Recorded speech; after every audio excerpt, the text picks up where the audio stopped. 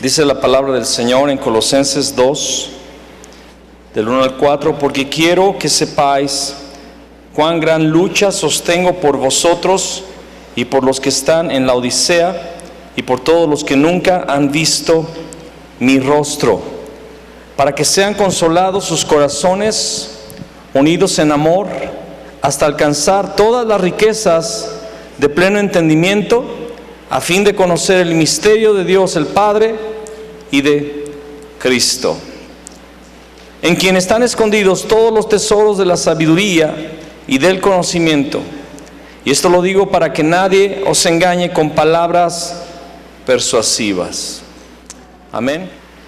Pablo en esta carta dice que él está sosteniendo una grande lucha por causa del consuelo de los corazones, por causa de las riquezas que necesitamos recibir.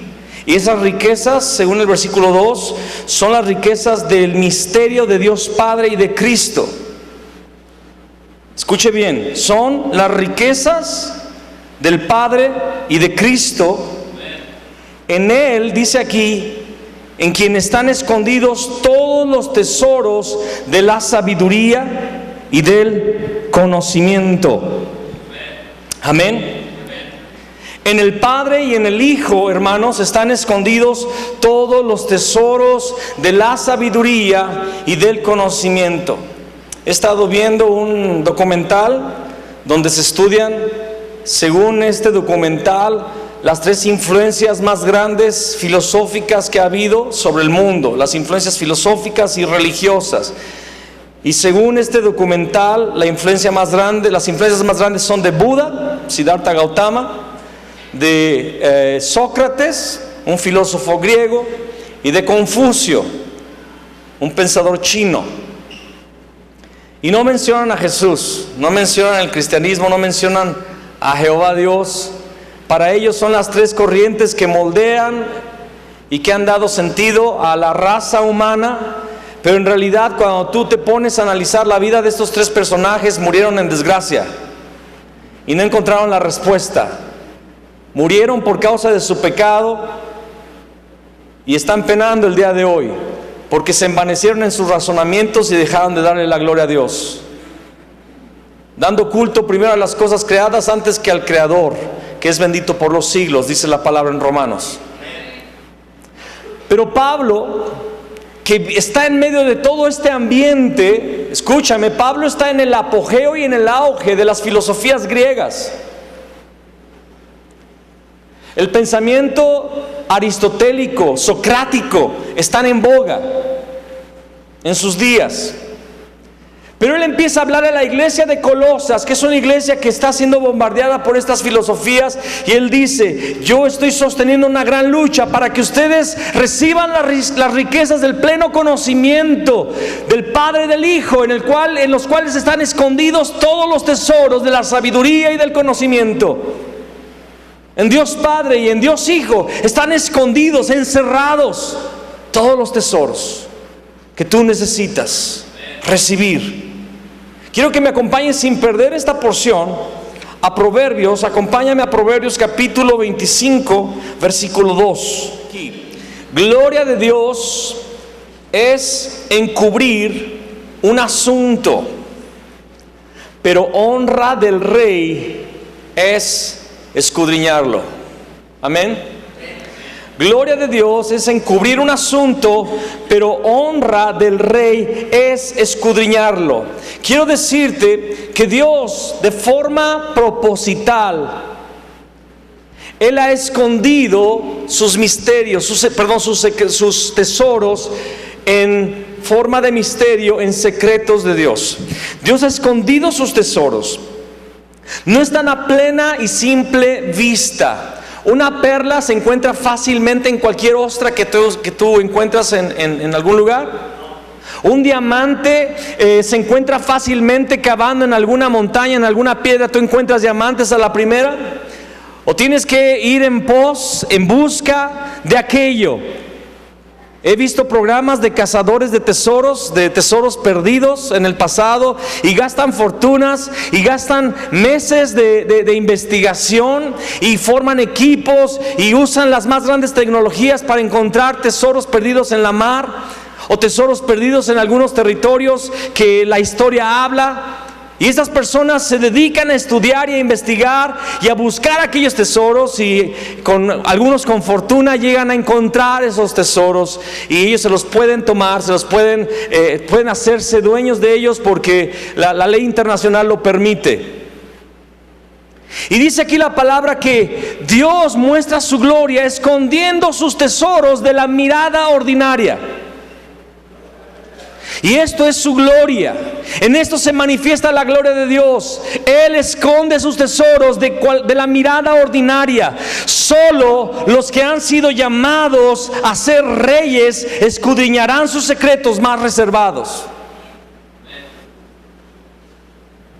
Solo los que han sido llamados a ser reyes escudriñarán sus secretos más reservados. Yo constantemente pregunto a algunas personas: ¿estudias la palabra? ¿Estudias la Biblia? Y algunas personas con desinterés me dicen: yo casi no leo la Biblia. Y yo te puedo decir y garantizar el día de hoy, también te puedo asegurar, tú no vas a reinar. Si tú no tienes interés en buscar esos tesoros de la palabra, de la naturaleza de Dios, tú tampoco reinarás. Una persona que tiene una naturaleza de rey, una persona que ha sido llamada al trono, es una persona insaciable, que no se cansa de buscar, de conocer más a su Dios. Esa persona investigará, esa persona indagará, esa persona no va a gastar, no va a reparar en el gasto de tiempo y de recursos para conocer y llegar a saber más del Señor. Porque va a reinar con el Señor. Pero no es para cualquiera. No es para cualquier persona. Yo espero que en este lugar Dios esté levantando personas con naturaleza de rey, con una naturaleza real. Su sangre nos ha constituido reyes y sacerdotes para nuestro Dios. Hay personas que ni el devocional compran, no tienen tiempo.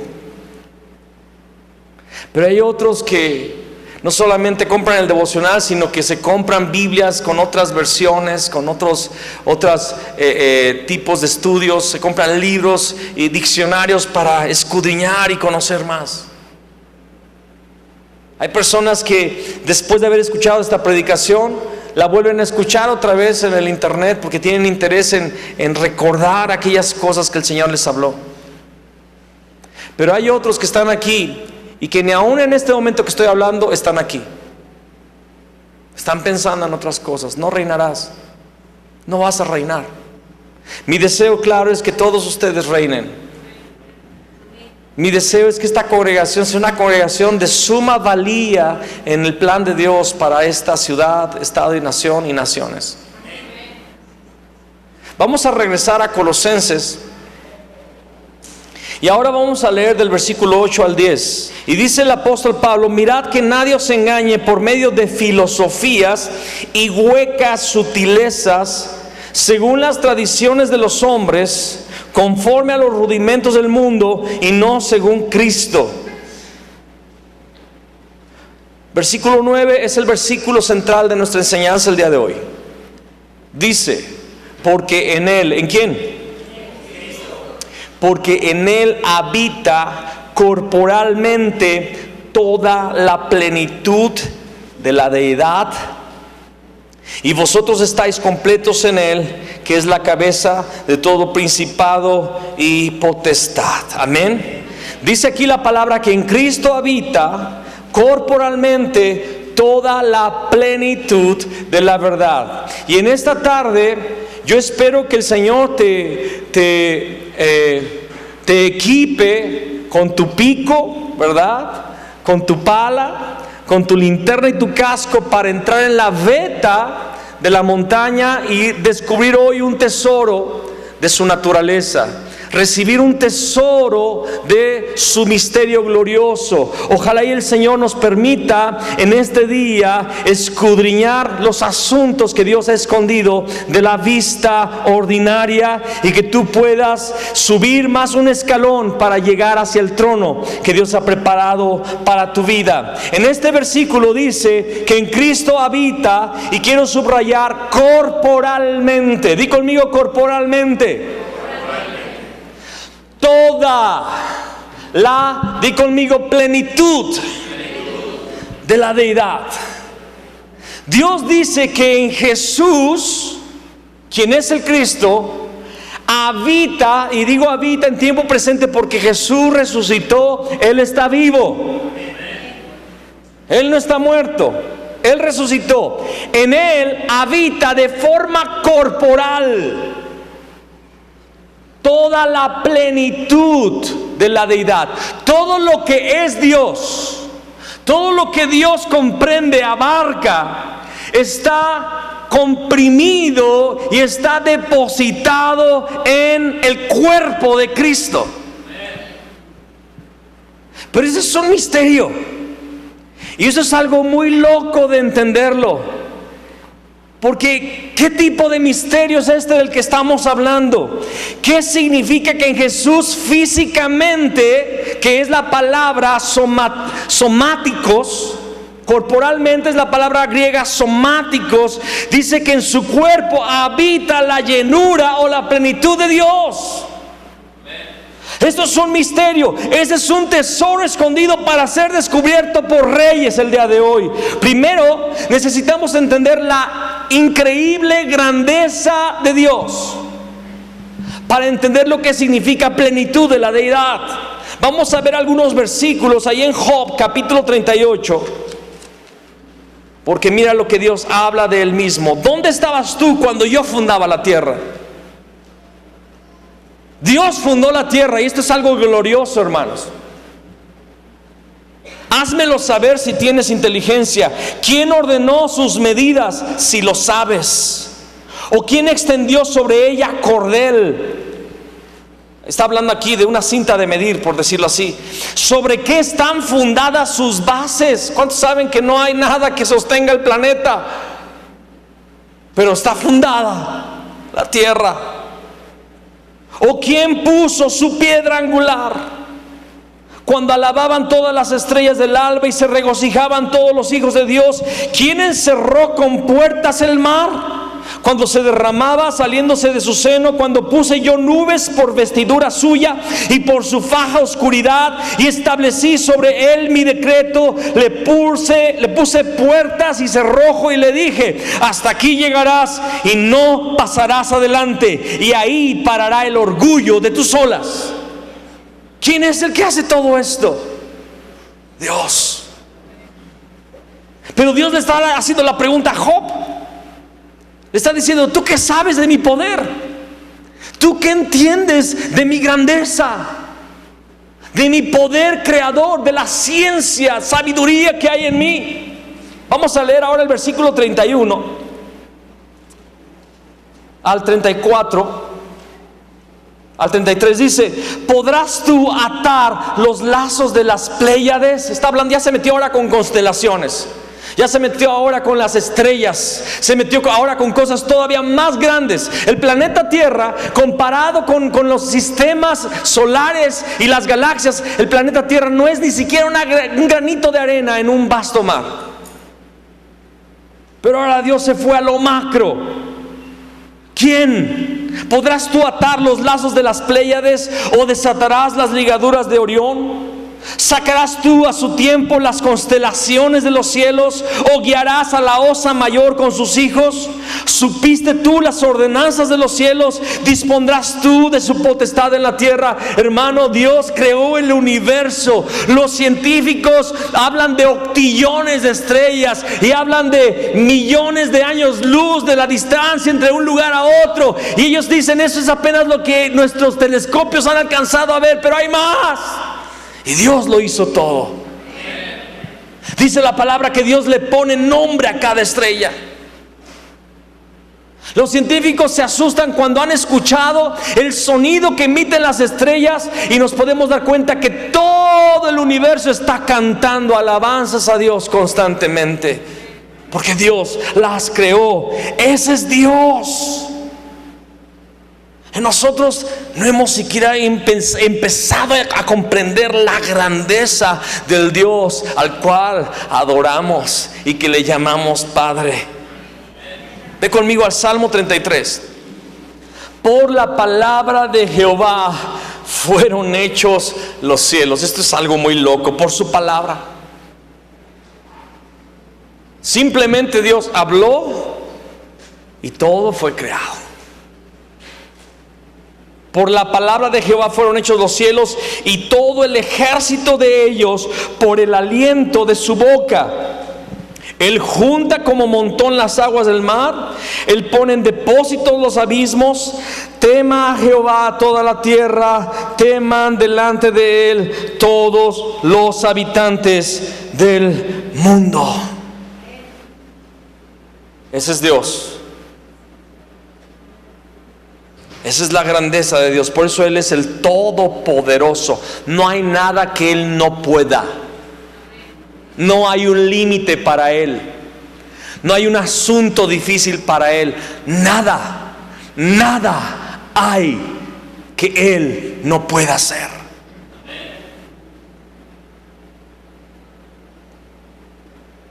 Ahora, ¿por qué estoy hablando de todo esto? Porque leímos en Colosenses 2, versículo 9, que en Él habita corporalmente, en Cristo habita corporalmente toda la plenitud de la deidad. Pero eso es algo loco, porque ¿cómo es que Dios depositó toda su plenitud en el cuerpo de Jesús, en Cristo? ¿Por qué te estoy diciendo esto? Porque Jesús, dice la palabra, y lo vamos a leer en Filipenses 2, Jesús se despojó de todos los atributos divinos cuando se encarnó.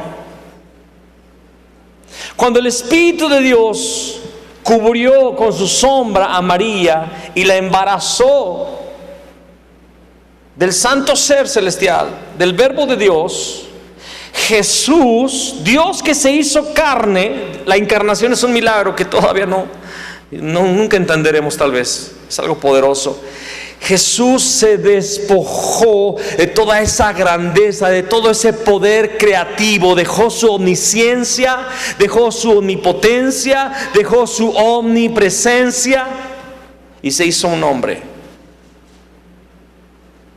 Se despojó, kenosis, se vació. Como cuando tú le dejas abierta la llave y el tinaco se vacía de agua y no queda nada más que un tinaco. Vamos a Filipenses 2. Dice aquí: por tanto, si hay alguna consolación en Cristo, si algún consuelo de amor, si alguna comunión del Espíritu, si algún afecto entrañable, si alguna misericordia, completad mi gozo sintiendo lo mismo, teniendo el mismo amor, unánime, sintiendo una misma cosa. Nada hagáis por contienda o por vanagloria, antes bien con humildad. Repite conmigo: humildad. Repítelo de nuevo. Dilo una vez más.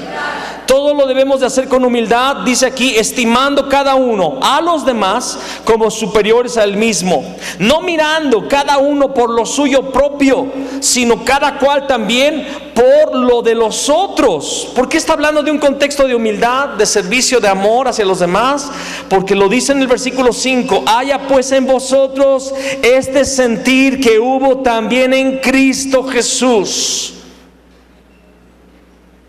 En Jesús hubo un sentir, en Jesús, en el Cristo hubo un sentimiento, hubo una pasión, hubo un deseo que lo movió a despojarse de su gloria y hacerse hombre.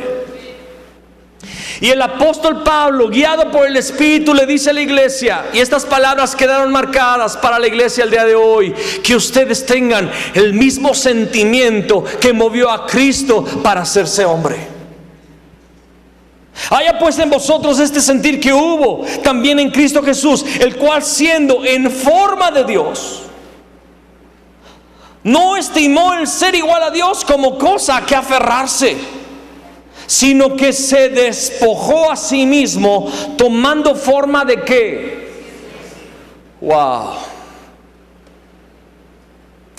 Dios se hizo un siervo. Eso es algo que no entendemos. Tomando forma de siervo, hecho semejante a los hombres. Pero no paró allí. Dice, y estando en la condición de hombre, se humilló a sí mismo, haciéndose obediente hasta la muerte, y muerte de cruz. Por lo cual Dios también le exaltó hasta lo sumo y le dio un nombre que es sobre todo nombre, para que en el nombre de Jesús se doble toda rodilla de los que están en los cielos y en la tierra y debajo de la tierra, y toda lengua confiese que Jesús Cristo es el Señor, para gloria de Dios Padre. Pero aquí hay una aparente contradicción, porque el Dios Todopoderoso dice que derramó sobre el cuerpo de Cristo toda su plenitud. Pero aquí en Filipenses vemos que cuando Jesús se encarnó, se despojó de su gloria. Entonces, ¿cómo es que Dios colocó en él su plenitud si Jesús en su cuerpo se despojó de toda la plenitud de Dios? Es que la plenitud de Dios se revela en que el grande Dios creador de lo visible y de lo invisible es en realidad el ser más humilde que alguien pueda imaginar. Ese Dios todopoderoso es el ser más humilde que hay en toda la eternidad.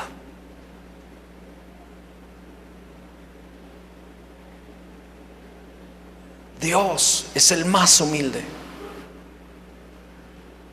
el que está dispuesto a hacerse el siervo de todos. Jesús se hizo el siervo de toda la humanidad. Jesús se hizo el último. Yo quiero que tú entiendas, no solamente se hizo hombre, se hizo el hombre más bajo.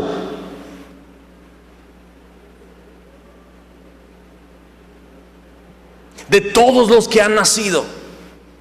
Y para que lo entendiéramos bien, Él decidió nacer de una pareja la más pobre tal vez, en la ciudad más pequeña, de la nación más pequeña de la tierra. Porque Jesús le dice a Israel: tú eres la nación más pequeña, te escogí porque eres el más débil. Nace en la nación más pequeña, en la ciudad más pequeña, en la familia más pobre, y si fuera poco, en un establo. Y espérate, y todavía no paró allí. No solamente nació en un establo, lo pusieron en un pesebre, el lugar más humilde de aquel establo. Allí nació el Dios que crea galaxias y universos. Es el ser más humilde que tú puedas imaginar. Cuando yo estaba estudiando esto, yo no pude continuar. Yo tuve que parar, levantar mis manos y alabar al Señor y decirle: qué grande eres, qué grande eres, qué humilde eres. Eres un Dios que no alcanzamos a comprender. No conseguimos entender tu amor y tu humildad. Por eso Dios odia a los soberbios, los resiste, porque es la antítesis de su naturaleza. Por eso no soportó a Satanás cuando era el lucero de la mañana. No lo soportó porque en Satanás se despertó un orgullo. Él pensó: yo puedo, yo merezco, yo seré, yo subiré. Y Dios dijo: ¿qué? Aquí se trata de humildad. Se trata de servir, se trata de amar. El sentir que hay en Cristo, que es el mismo sentir del Padre. Acuérdate, en el Padre y en el Hijo están escondidos todos los tesoros, todos los tesoros de la sabiduría y de la ciencia. Y el tesoro de Dios es que Dios es humilde al extremo. Mira lo que dice Mateo 20. Aquí hay una discusión de dos discípulos que quieren ser los que se sientan a la derecha y a la izquierda de Jesús en su reino, ¿verdad? Sus discípulos están buscando ser grandes, ¿no es así? Y no los critiques mucho, porque ese es el deseo de la carne de todos nosotros, ser grandes. Pero en el versículo 25 Jesús les llama y les dice: sabéis que los gobernantes de las naciones se enseñorean de ellas, y los que son grandes ejercen sobre ellas potestad. Mas entre vosotros no será así, sino que el que quiera hacerse grande entre vosotros será vuestro servidor. Y el que quiera ser el primero entre vosotros será vuestro siervo. Como el Hijo del Hombre no vino para ser servido, sino para servir y para dar su vida en rescate por muchos. El mero vino a servir. Y Jesús puso una regla: el que quiera grandeza, la grandeza está en ser siervo. ¿Escuchaste lo que acabo de decir? La mayor grandeza en los cielos, los que son más grandes, son los que son los siervos. Por eso Jesús dijo: el que le dé un vaso a uno de esos, un vaso de agua a alguno de los que yo envío, tiene su recompensa. El que sirva. Por eso Él se agradó de aquella mujer que derramó su perfume, porque le estaba sirviendo. Las reglas cambian, dijo Jesús.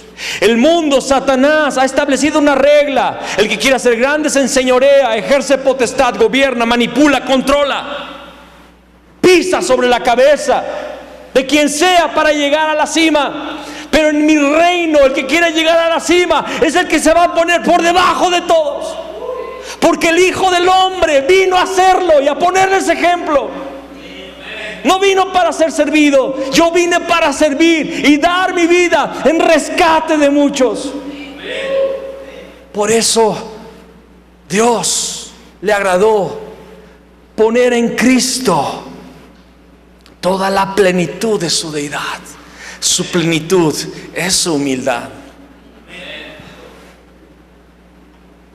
Ve conmigo a Juan 13.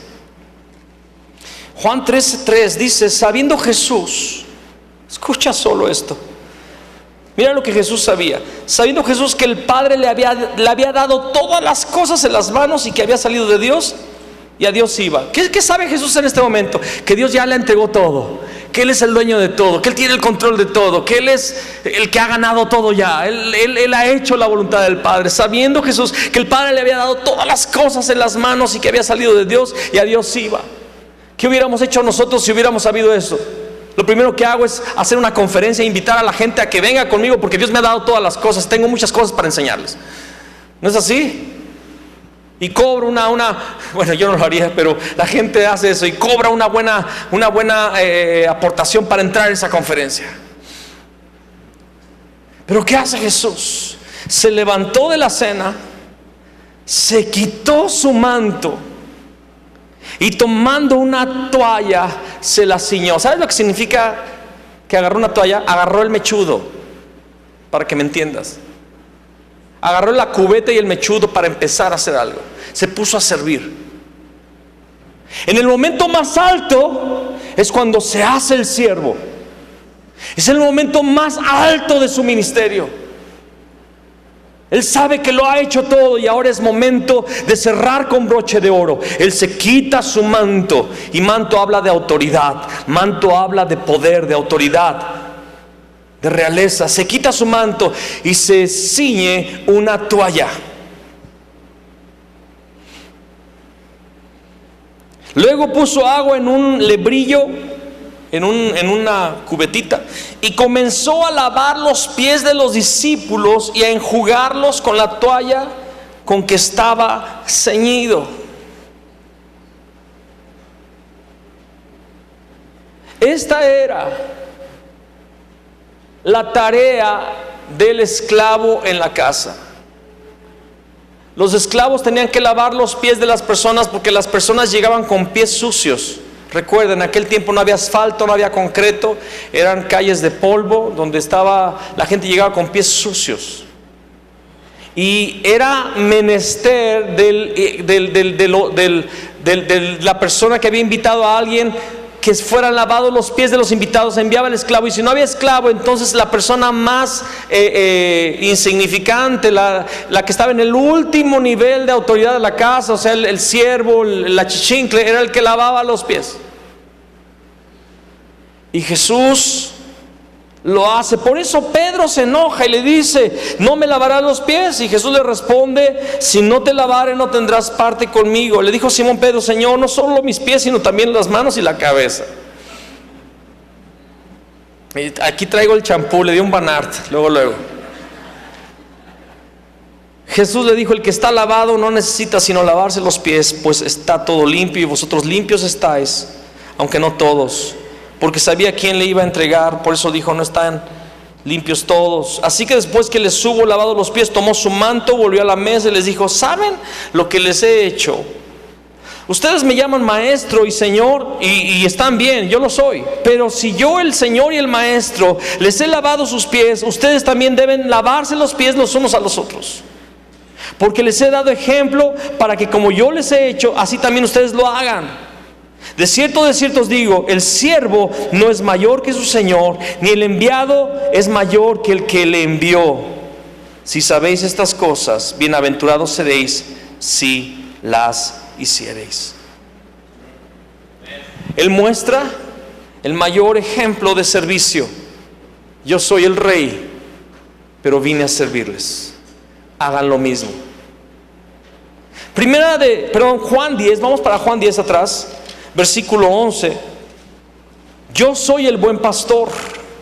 El buen pastor su vida da por las ovejas. Mas el asalariado, y que no es el pastor, de quien no son propias las ovejas, ve venir al lobo y deja las ovejas y huye, y el lobo arrebata las ovejas y las dispersa. Así que el asalariado huye porque es asalariado y no le importan las ovejas.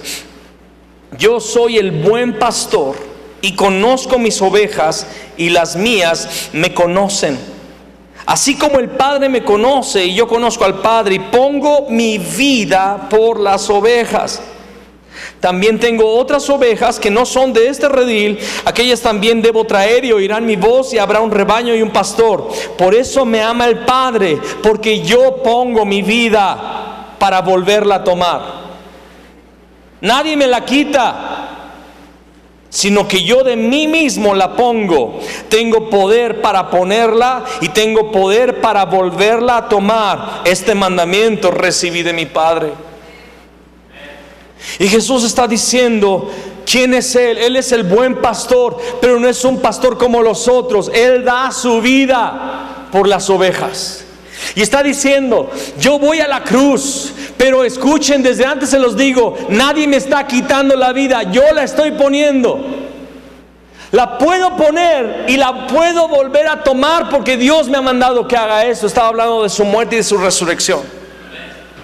Es el buen pastor. Hablaba el día de antier con un hermano de Argentina, y me estaba platicando de un amigo que él tiene en España. Él está viajando mucho a Europa, y me decía: fui con un hermano que él se va a los lugares más horribles que te puedas imaginar de España.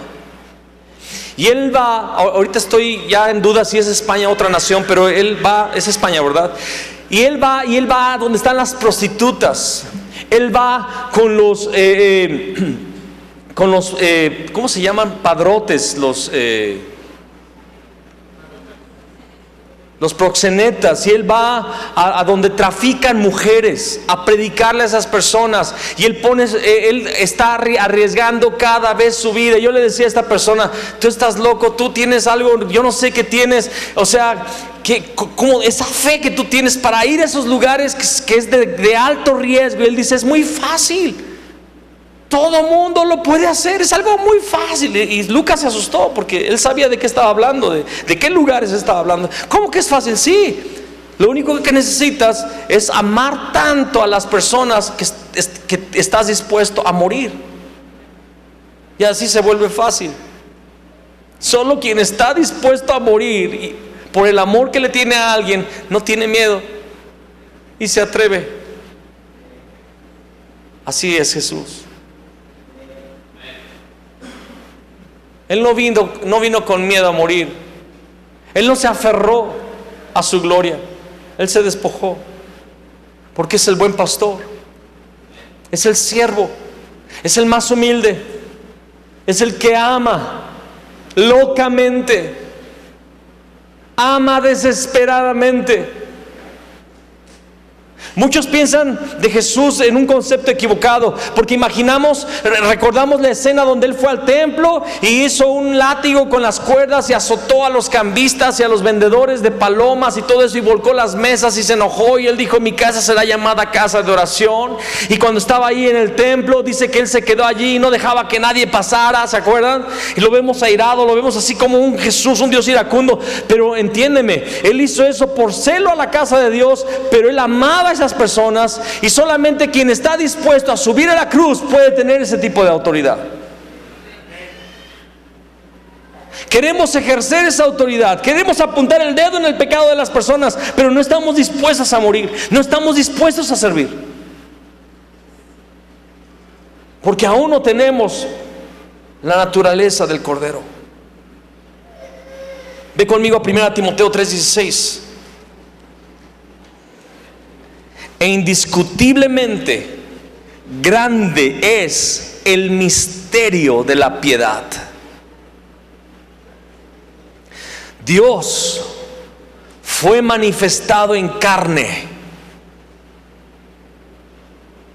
justificado en el Espíritu, visto de los ángeles, predicado a los gentiles, creído en el mundo, recibido arriba en gloria. Tú y yo no entendemos lo que los ángeles experimentaron cuando vieron al Hijo hacerse un bebé.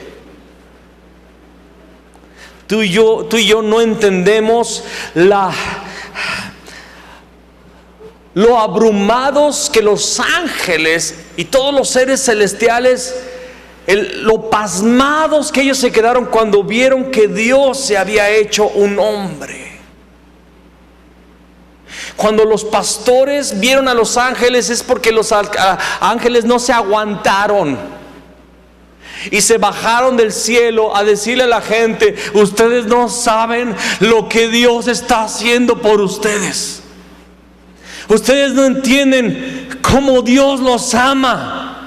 Nuestro Dios, ellos lo ven a cara descubierta. Ellos saben quién es Dios, y ellos dicen: nuestro jefe, nuestro jefazo, Dios los ama tanto que se acaba de hacer un niño. Hosana en las alturas. Y empezaron a cantar, y aparecieron las miriadas de ángeles. Miriadas es portugués, creo.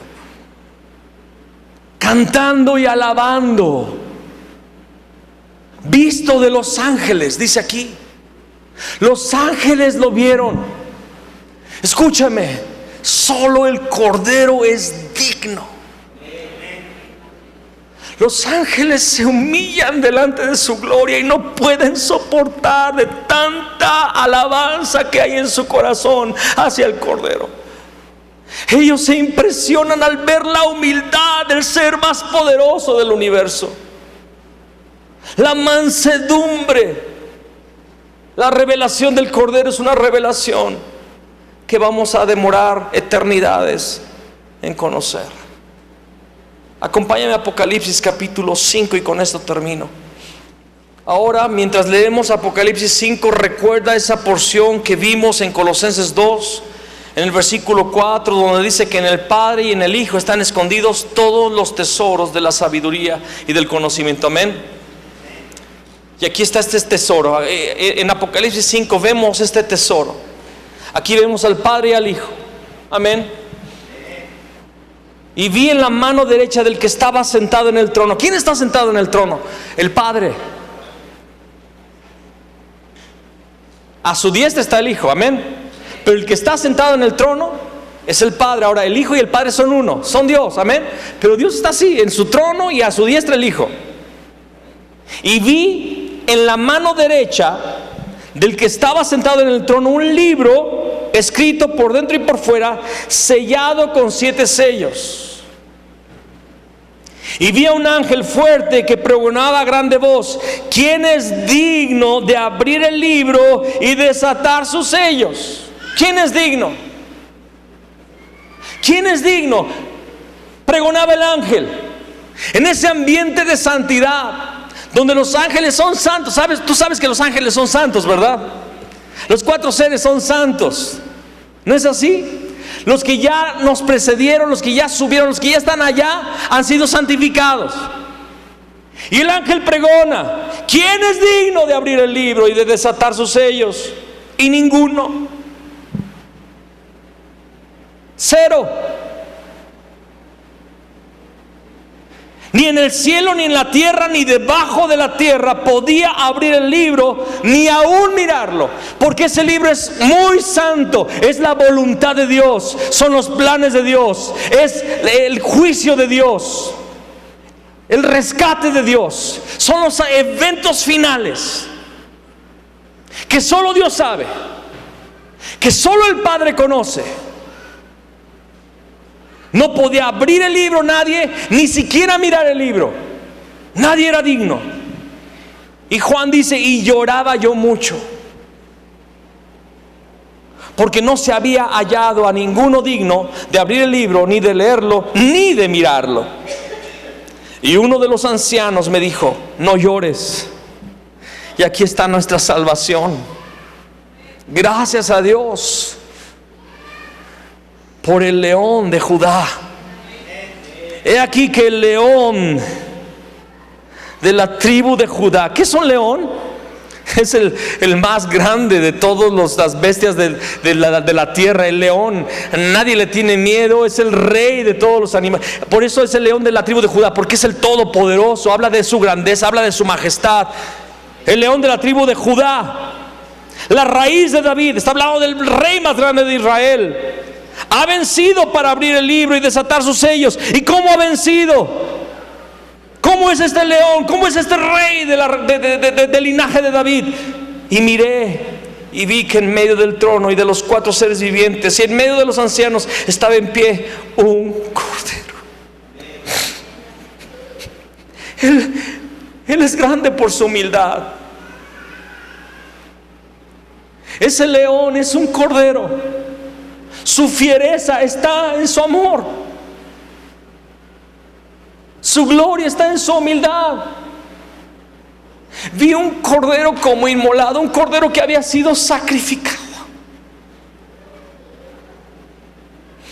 Vi un cordero como inmolado que tenía 7 cuernos y 7 ojos, los cuales son los 7 espíritus de Dios enviados por toda la tierra. Y vino y tomó el libro de la mano derecha del que estaba sentado en el trono. Y cuando hubo tomado el libro, los 4 seres vivientes y los 24 ancianos se postraron delante del cordero.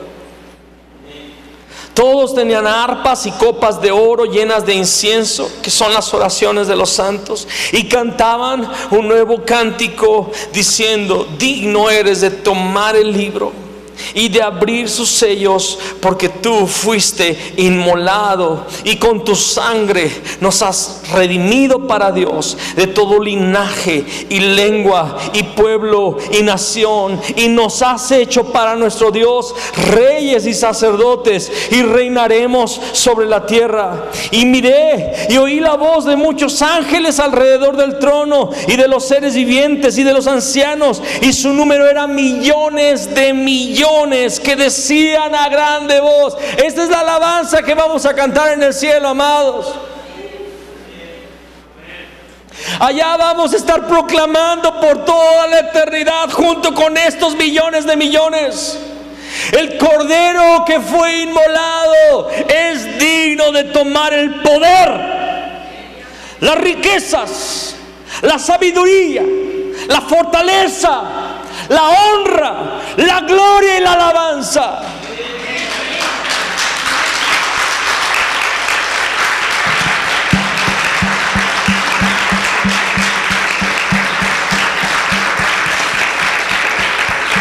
Gloria a Dios. Adoramos al Cordero. Aleluya. Y a todo lo creado que está en el cielo y sobre la tierra y debajo de la tierra y en el mar, y a todas las cosas que en ellos hay, oí decir al que está sentado en el trono y al Cordero sea la alabanza, la honra, la gloria y el poder por los siglos de los siglos. Los 4 seres vivientes decían amén, y los 24 ancianos se postraron sobre sus rostros y adoraron al que vive por los siglos de los siglos. Dale ese aplauso a nuestro Rey, al Cordero de Dios. Dale ese aplauso. Digno eres, Jesús, el más humilde. En ti habita toda la plenitud de la deidad. El más humilde.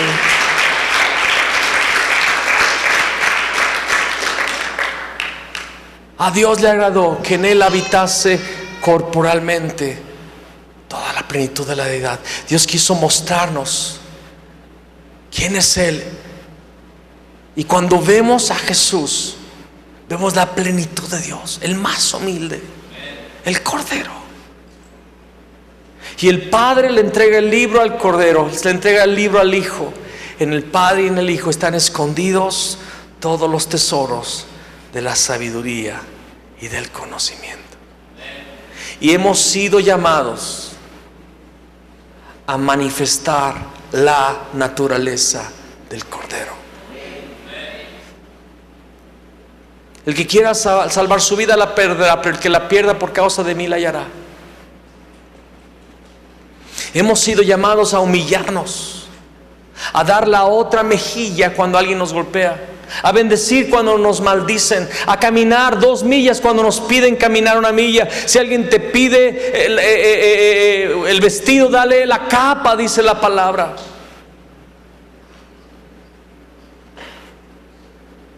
Dios nos ha llamado a amar a nuestros enemigos, a bendecirlos, a ser el siervo de todos, a ser los servidores. Haya pues en vosotros este mismo sentir que hubo también en Cristo Jesús, el cual, siendo en forma de Dios, no estimó el ser igual a Dios como cosa a que aferrarse, sino que se despojó a sí mismo,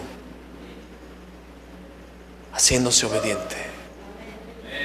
Dios quiere que tú y yo conozcamos la naturaleza del Cordero y expresemos la naturaleza del Cordero. Desechemos nuestro orgullo. Desechemos la naturaleza de la cabra, que es rebelde, orgullosa. Rechacemos, despojémonos del viejo hombre que está viciado. Dejemos de buscar nuestros derechos y nuestros